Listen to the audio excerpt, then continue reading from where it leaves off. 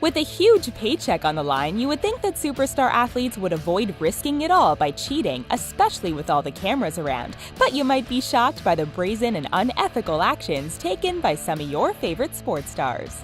One totally legal cheat to getting the latest videos is hitting the subscribe button and turning on your notifications. Not very saintly. The New Orleans Saints certainly didn't live up to their name when they engaged in an incredible scandal many people have dubbed Bountygate. Many people believe that professional athletes are overpaid, but apparently their paychecks weren't enough to motivate members of the Saints. Their defensive coordinator, Greg Williams, decided to create an incentive program. He offered players financial bonuses for injuring players of opposing teams. Really?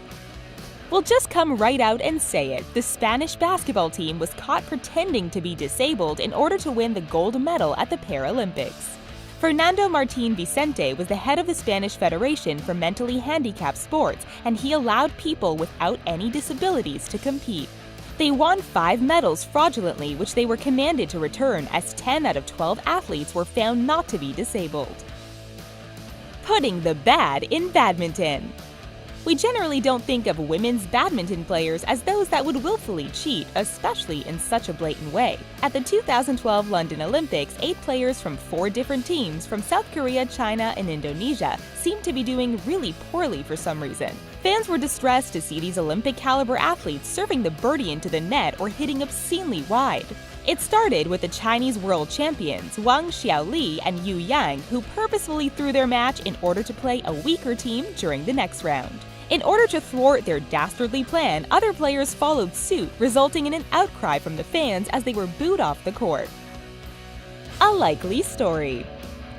Baseball was an important part of life for Joe Niekro and his family. His brother Phil Niekro pitched for the Milwaukee and Atlanta Braves, and his son Lance Niekro played for the San Francisco Giants. Joe's baseball career had highs and lows as he made his way through the Chicago Cubs, San Diego Padres, and Detroit Tigers before ending up on the Atlanta Braves with his brother Phil. After a few more trades, Joe ended up pitching for the Minnesota Twins when an umpire noticed something unusual going on. Although Joe tried to stall, he insisted that he empty his pockets and out-tumbled an emery board and a piece of sandpaper that he had allegedly been using to scuff the ball. In his defense, Joe argued that he had been using them to keep his nails trim while in the dugout, but the excuse fell on deaf ears. Sticky situation. Another strategy that unscrupulous pitchers use is applying pine tar or other sticky substances to the ball. This allows the player to get a better grip on the ball, but it's against the rules unless it's strictly being used on a bat. Relief pitcher for the Milwaukee Brewers, Will Smith, was ejected from a game when a sticky substance was found on his arm, which turned out to be a mixture of rosin and sunscreen. He claimed that he had rubbed it on his forearms before the game and had simply forgotten to wipe it off before the game started. Do jumps like a lady. If you're guilty of drooling over some of the attractive female athletes during the Olympic Games, you might be interested to hear the story of Dora Ratchen. She competed for Germany in the 1936 Summer Olympics in Berlin and placed 4th in the women's high jump. There was only one small issue with this. Dora Ratchen was actually a man named Heinrich Ratchen. Now, this case is a bit confusing because some reports indicate that Ratchen was actually born intersexed and then claimed to have been brought up as a girl. However, at the age of 10 or 11, Ratchen realized that he was actually a man. Crashgate. During the 2008 Singapore Grand Prix, driver Nelson Piquet Jr. crashed his vehicle into the 17th turn during the 14th lap of the race. This was no small accident, and its location meant that a safety car had to be deployed while debris was cleared from the area. While this went on, Fernando Alonso, Piquet's teammate, went on to win the race. When asked how the crash occurred, Piquet dismissed it as a simple mistake. But many who saw the accident thought that it was a bit too perfect to have been a mere coincidence. Piquet ended up confessing that he had thrown the race on purpose in order to improve the situation for his teammate Alonso. Running from the truth.